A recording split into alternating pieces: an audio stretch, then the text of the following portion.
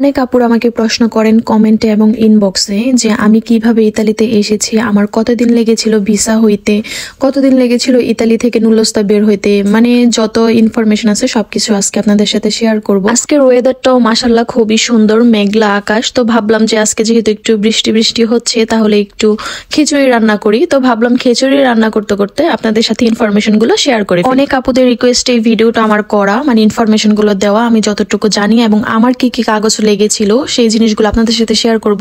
তবে আমার কাছে তখনকার কোনো ভিডিও নাই, কারণ তখন তো আমি ভিডিও মেক করতাম না, বিধায় আমার কাছে তখনকার কোনো ভিডিও নাই। এর জন্য আপনারা কথাগুলো মনোযোগ দিয়ে যদি শোনেন তাহলেই বুঝতে পারবেন, বা তারপরেও যদি কোনো কিছু মানে বুঝতে অসুবিধা হয় আপনাদের তাহলে ইনবক্স করবেন। তবে ইনবক্সে আসলে সবসময় রিপ্লাই দেওয়া হয় না, কারণ আলহামদুলিল্লাহ মোটামুটি অনেক আপুদের সাথে আমার পরিচয় হয়েছে, কিন্তু সবার আসলে ইনবক্সে রিপ্লাই দেওয়াটা হয়ে ওঠে না। সবচেয়ে বেশি যে প্রশ্নটা আমি পাই সেটা হচ্ছে ইতালিতে আমার আর রাজেশার নুলস্তা বের হতে কত সময় লেগেছিল। আমাদের আলহামদুলিল্লাহ আমরা রোম শহর থেকেই জমা দিয়েছিলাম এবং আমাদের মোটামুটি 3 মাসের মতো লেগেছিল। তো সবাই বলে যে রোম শহরে মোটামুটি একটু টাইম লাগে, তবে আমাদের 3 মাস লেগেছিল আলহামদুলিল্লাহ। এবং আমরা কোনো উকিলের মাধ্যমেই কোনো কিছুই করিনি, এবং আমাদের ইতালিতে কোনো ধরনের কোনো টাকা পয়সা লাগে। উকিলের মাধ্যমে বা আপনি যদি দালাল ধরে কাগজটা করতে চান তাহলে আপনার মোটামুটি বড় অঙ্কের একটা টাকা লাগে। তবে আমরা যেহেতু মানে আদ্রিসার বাবা যেহেতু নিজে নিজে সবকিছু করেছে, এর জন্য আমাদের আসলে কোনো ধরনের কোনো টাকা লাগেনি। তো আমাদের নুলস্তা হওয়ার যেদিন আমরা পেয়েছিলাম তার 3 দিন পরেই আদ্রিসার বাবা বাংলাদেশে আমাদের কাগজটা পাঠিয়ে দিয়েছিল একটা ভাইয়ার মাধ্যমে। হ্যাঁ, এখানে আরেকটা কথা বলে রাখি যে নুলস্তার জন্য কিন্তু আপনার হাজবেন্ডকে আবেদন করতে হবে, এবং নুলস্তার জন্য যদি আপনি ইতালিতে আবেদন করেন তাহলে কি কি কাগজপত্র লাগে সেটা আপনার হাজবেন্ড অবশ্যই জেনে নিবে।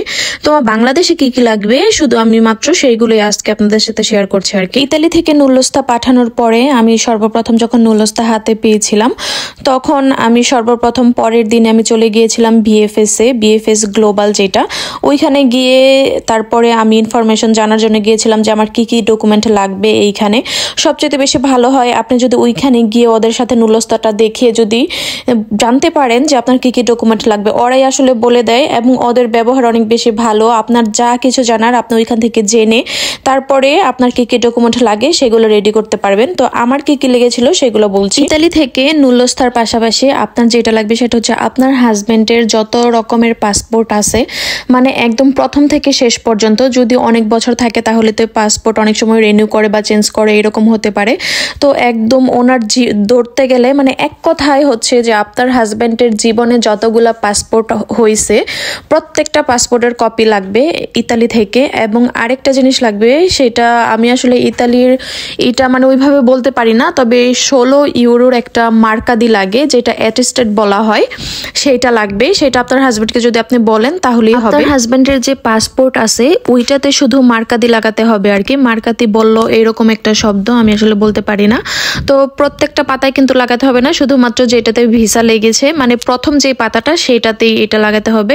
তো শুধুমাত্র এই 3টা জিনিসই লাগবে ইতালি থেকে। আপনার হাজবেন্ড যদি সৌজন্য পেয়ে থাকে তাহলে সেই সৌজন্যর একটা কপি লাগবে, ফটোকপি, এবং লাগবে তার আইডি কার্ড। এই 2টা জিনিসের মধ্যেও কিন্তু মার্কাদি বলল লাগাতে হবে, লাগিয়ে তারপর আপনার কাছে পাঠাতে হবে। বাংলাদেশে আপনার লাগবে আপনার যে নিকানামা আছে সেটা বাংলা এবং ইংলিশ দুইটাই কিন্তু লাগবে।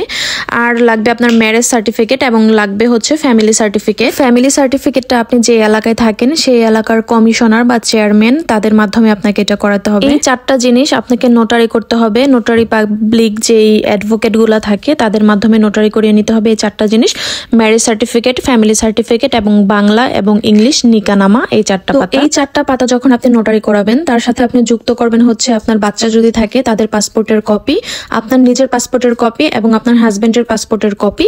এই কাগজগুলা সহকারে আপনাকে নিয়ে যেতে হবে আইন মন্ত্রণালয়।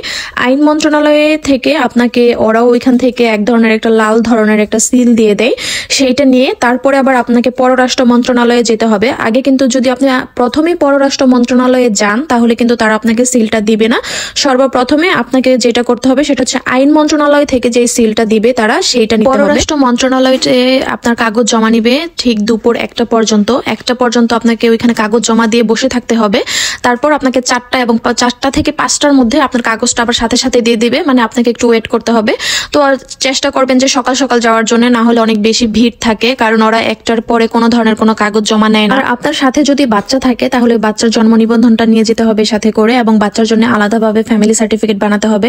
মানে প্রত্যেকের জন্যই একটা করে ফ্যামিলি সার্টিফিকেট লাগবে আর কি, একটা দিয়ে সবার হবে না। কাজগুলো হচ্ছে বাইরের কাজ। এখন বলি বিএফএস এর ভিতরে কি কি লাগবে। বিএফএস এর ভিতরে আপনার যখন এই কাগজগুলো সব রেডি করে তারপর বিএফএস এ যাবেন, ওইখানে ওরা আপনাকে একটা ভিসা ফর্ম দিবে। ভিসা ফর্মটা যদি আপনি চান নিজে ফিল আপ করতে পারেন, তা বা আপনি যদি না পারেন তাহলে ওরা ভিতরে লোক আছে, টাকা দিলে ওরা করে দিবে। আপনার 4 কপি ছবি লাগবে এবং সেটা হতে হবে অবশ্যই ম্যাট পেপারে এবং ব্যাকগ্রাউন্ড হতে হবে হোয়াইট। বিএফএস এ যাওয়ার জন্য যতটা সম্ভব সকাল সকাল যাবেন, কারণ অনেক বেশি ভিড় হয়। আর ভয়ের কোনো কারণ নাই, আপনি যতটুক না বুঝবেন ওরাই আসলে আপনাকে সব বলে দিবে। আর আপনি যদি চান যে আপনি টাকা দিয়ে সব করাবেন, ওদেরকে টাকা দিলে সবকিছু ছবি থেকে শুরু করে সবকিছু ওরাই আপনাকে করিয়ে দিবে।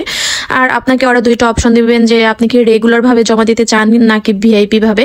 আমি ভিআইপি ভাবে দেইনি, আমি নর্মাল ভাবেই দিয়েছিলাম এবং আলহামদুলিল্লাহ আমি 29 দিনে ভিসাও পেয়ে গিয়েছিলাম। ভিআইপি ভাবে যদি আপনি জান আপনার টাকাটা একটু বেশি দিতে হয় এইটাই। তবে আমার কাছে মনে হয় ভিআইপি এবং নর্মাল যেইভাবে দেন না কেন আপনার যখন ভিসা হওয়ার তখন এমনিতেই হবে, এর জন্য আমি নর্মাল ভাবেই দিয়েছিলাম।